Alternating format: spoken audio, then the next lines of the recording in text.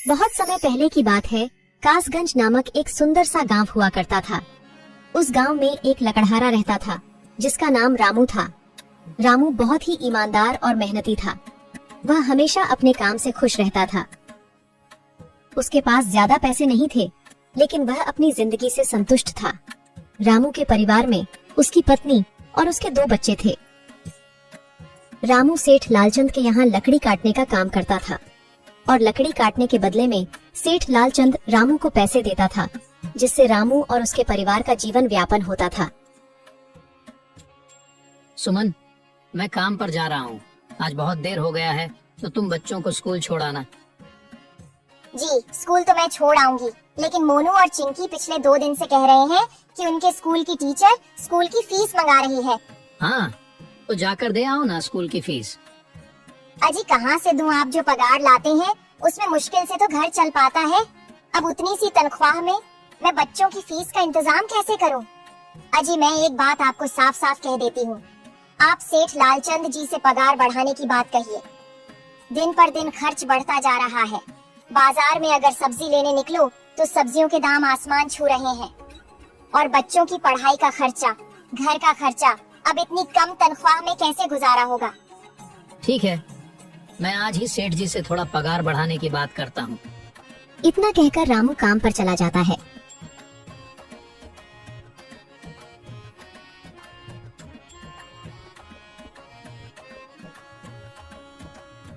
अरे भाई, आज तो पगार का दिन है। देखो, अब यह सेठ लालचंद कोई ना कोई लोचा जरूर करेगा। हमेशा कोई ना कोई बहाना बनाकर पगार कम कर देता है। और अगली बार तो मेरी आधी पगार काट ली थी, यह कहकर कि जो मैंने लालचंद जी से 200 रुपए उधार लिए थे, उसका ब्याज बढ़कर 1000 रुपए हो गया है। इसलिए मैं तुम्हारी पगार में से 1000 रुपए काट रहा हूँ। हाँ हरिया भाई, तुम एकदम ठीक कह रहे हो। ये सेठ लालचंद ना एक नंबर का चालाक और लालची इंसान है। एक तो दुगुना काम ले लेता है और बदले में पैसे भी पूरे नहीं देता। हाँ भाई, मेरे भी अगली बार सेठ लालचंद ने पगार काट लिए थे।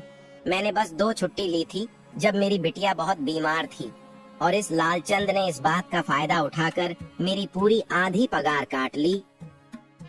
हे भगवान, बस सेठ जी इस बार मेरी पूरी पगार दे दें। बच्चों के स्कूल की फीस भी भरनी है। ऐसे सभी लकड़हारे अपने काम पर लग जाते हैं। काम करने के बाद सेठ लालचंद के पास जाते हैं। सेठ जी, महीना पूरा हो गया है, हमें हमारी तनख्वाह दे दीजिए। देखो भाइयों, अभी मेरे पास तुम्हें देने के लिए पैसे नहीं है। अभी माल नहीं बिका है, सारा माल गोदाम में ही पड़ा हुआ है। कल या परसों तक तुम्हें तुम्हारी तनख्वाह मिल जाएगी। पर सेठ जी, अभी हमारे पास बिल्कुल पैसे नहीं बचे हैं। घर का भी सामान लाना है, बच्चों की फीस भरनी है। अरे मैंने कहा तो सही, 1-2 दिन और रुक जाओ, कल या परसों तक पैसे मिल जाएंगे। अभी मेरे पास पैसे नहीं है। सभी लकड़हारे निराश मन से अपने अपने घर आ जाते हैं। अजी क्या हुआ? इस बार कितना पगार मिला है? सुमन, अभी कोई पगार नहीं मिला। सेठ जी ने कहा है कि 1-2 दिन में पगार मिल जाएगा। पगार नहीं मिला? आपको तो पता है ना, बच्चों की फीस भरनी है। इनकी स्कूल टीचर ने आज साफ साफ चेतावनी दे दी है कि अगर कल फीस नहीं लाई तो बच्चों को घर पर ही बिठा लेना। अब बताओ मैं क्या करूं? मैं क्या करूं सुमन, ये सेठ जी समय पर कभी पैसे देते ही नहीं हैं। अब तो बस हम इंतजार के सिवा और कुछ नहीं कर सकते। 1-2 दिन की बात है, देख लेते हैं। ऐसे ही 2 दिन गुजर जाते हैं। 2 दिन बाद सेठ लालचंद सबको पगार देता है। अरे हरिया, ये ले अपनी इस महीने की पगार। सेठ जी, यह तो बस 2000 है। मैंने तो इस महीने 3000 तक का काम किया है। हाँ, काम तो किया है, लेकिन तूने 1-1 घंटे आराम भी तो किया है। ये पैसे उसी आराम के काटे हैं। पर सेठ जी, आपने तो कहा था 8 घंटे काम के महीने में 3000 मिलेंगे, और मैंने तो 8 घंटे काम किया और 1 घंटे आराम। देख हरिया, मुझे ज्यादा हिसाब किताब ना समझा। ये 2000 रख, अगर चाहिए तो, और अगर नहीं चाहिए तो कहीं और काम ढूंढ ले। बेचारे हरिया के पास उन पैसे को लेने के सिवाय और कोई रास्ता नहीं था। हरिया चुपचाप वह पैसे रख लेता है। रामू, ये लो तुम्हारे 2500 रुपए। पर सेठ जी, 2500 क्यों? मेरे तो पूरे 3000 बनते हैं ना। मैंने तो कोई छुट्टी भी नहीं की और ना ही कोई आराम। मैंने तो अपना सारा काम समय पर किया है। हाँ, समय पर तो किया है, पर इस समय बाजार में लकड़ियों का दाम काफी सस्ता हो गया है। इस वजह से अभी तुम्हें भी पगार कम ही मिलेगी जब तक लकड़ियों का दाम नहीं बढ़ता। पर सेठ जी, बात तो 3,000 की हुई थी ना, अब 2,500 में मैं कैसे घर चलाऊंगा? बच्चों की स्कूल की फीस भी भरनी है सेठ जी। इस बार आप पूरे पैसे दे दीजिए। 2,500 ही मिलेंगे तुझे। यहाँ काम करना है तो कर, वरना कहीं और काम ढूंढ ले। बेचारे हरिया के पास उन पैसे को लेने के सिवाय और कोई रास्ता नहीं था।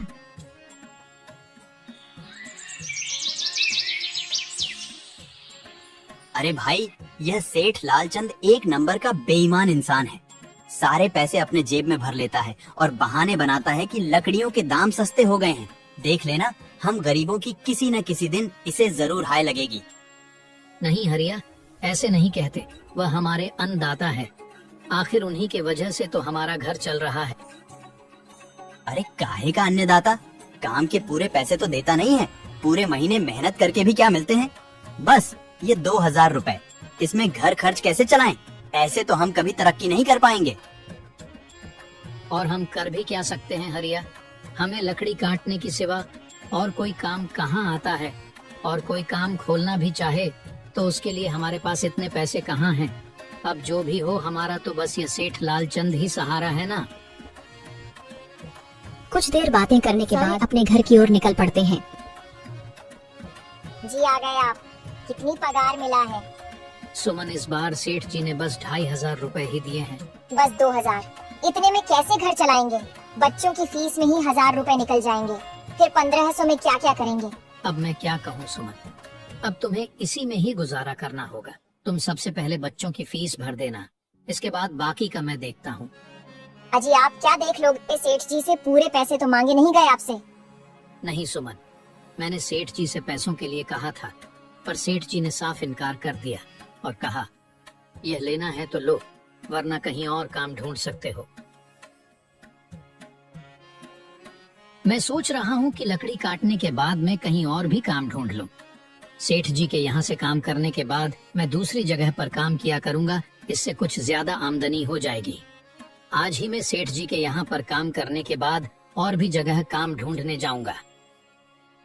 इतना कहकर रामू काम पर निकल जाता है और जैसा कि रामू ने कहा था, वह लालचंद के यहाँ काम करने के बाद काम की तलाश में निकल जाता है। रामू पूरे गांव में काम ढूंढता है, दुकानों दुकानों पर जाकर लोगों से काम मांगता है, मगर हर जगह रामू को केवल निराशा ही हाथ लगती है। अंत में थक हार कर रामू वापस जाने लगता है। तभी वह देखता है कि अचानक बहुत सारे भैंसों का झुंड उसकी तरफ दौड़े आ रहा है। यह देखकर रामू बहुत डर जाता है। वह इधर उधर देखता है तो उसे एक गुफा दिखती है और वह गुफा में जाकर छुप जाता है। जब भैंसों का झुंड वहां से निकल जाता है, तब रामू की जान में जान आती है। हे भगवान, आज तो बाल बाल बच गया मैं, वरना आज तो मैं इन भैंसों के पैरों तलों तो कुचला ही जाता। पर यह मैं कहाँ आ गया? रामू यह सब सोच ही रहा था कि तभी उसकी नजर गुफा में रखी एक टोकरी पर जाती है। रामू उस टोकरी के पास जाता है। ये कैसी गुफा है? ये कैसी टोकरी यहाँ पड़ी है? इसे मैं घर ले जाता हूँ, सामान रखने के काम आ जाएगी। रामू जैसे ही उस टोकरी को हाथ लगाता है, गुफा में से एक आवाज आती है, रुक जाओ, इसे छूने की कोशिश मत करो। यह आवाज सुनकर रामू एकदम पीछे हट जाता है। तभी गुफा में एक जिन्न प्रकट हो जाता है और वह रामू से कहता है, कौन हो तुम और मेरी गुफा में क्या कर रहे हो? मुझे माफ करना, आप जो भी हो। कुछ भैंसों का झुंड मेरे पीछे पड़ गया था और उनसे बचने के लिए मैं इस गुफा में आकर छिप गया और फिर मेरी नजर इस टोकरी पर गई। माफ कीजिए, मुझे लगा यहाँ कोई नहीं है तो यह टोकरी किसी की नहीं होगी, इसलिए मैंने इसे छुआ। रामू, तुम्हें डरने की जरूरत नहीं है। मैं तुम्हारे बारे में सब जानता हूँ। मेरी नजर एक बार भी जिस पर पड़ जाती है, मैं उसका इतिहास अपनी खुली आंखों से देख सकता हूँ। पर आप है कौन और आप इतने विचित्र क्यों दिखाई पड़ रहे हैं? आप अपना परिचय दीजिए, कौन है आप? मैं एक जिन हूँ और मैं कई सालों से इस गुफा की रक्षा कर रहा हूँ। यह गुफा मेरे पूर्वजों की है।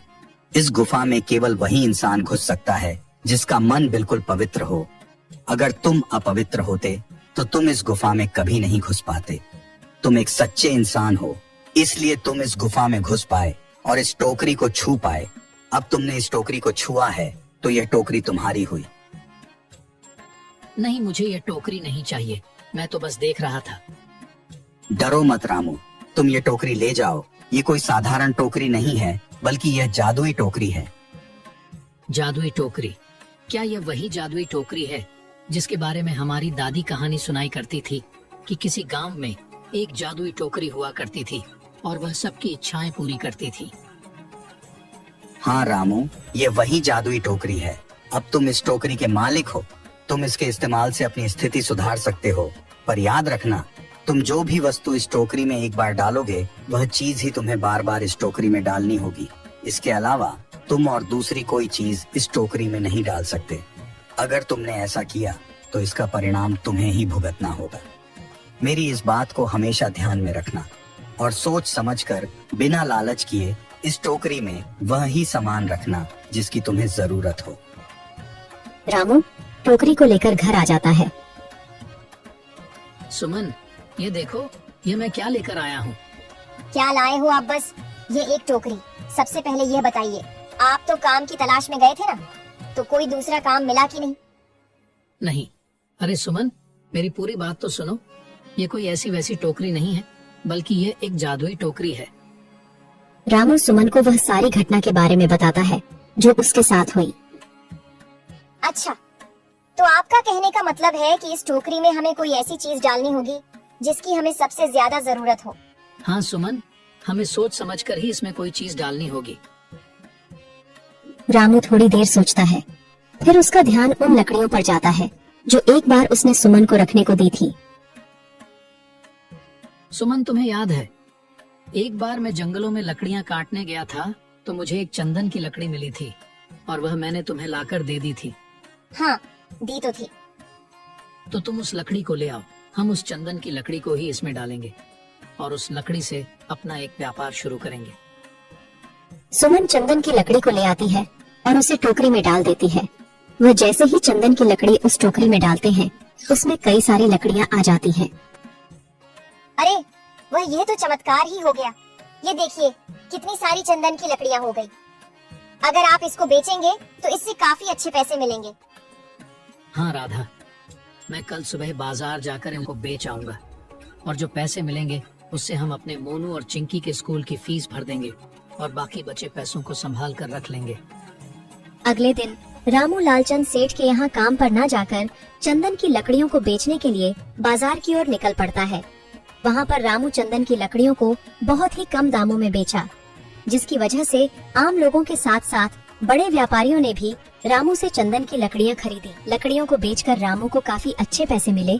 पैसों को लेकर चंदन घर आ जाता है। ये देखो सुमन, उन लकड़ियों को बेचकर मुझे कितने सारे पैसे मिले हैं। ये लो कुछ पैसे, इससे तुम कल मोनू और चिंकी के स्कूल की फीस भर देना।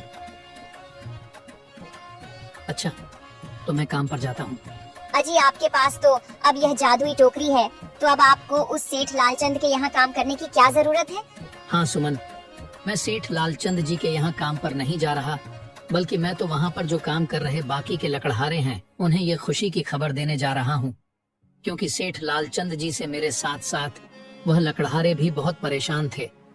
इसलिए अगर मेरा भला हो रहा है तो क्यों ना मैं उन सभी का भला करूं। वह सभी बहुत ईमानदार लकड़हारे हैं, वह सभी बहुत मेहनत से काम करते हैं, मगर लालचंद ने कभी भी उनको उनकी मेहनत के सही पैसे नहीं दिए। इसलिए मैंने सोचा है क्यों ना मैं उनको अपने इस काम में शामिल कर लूं। हाँ जी, बात तो आपकी बिल्कुल सही है। अगर आप सभी लोग एक साथ मिलकर काम करेंगे तो हम सब बहुत जल्द ही तरक्की हासिल कर लेंगे।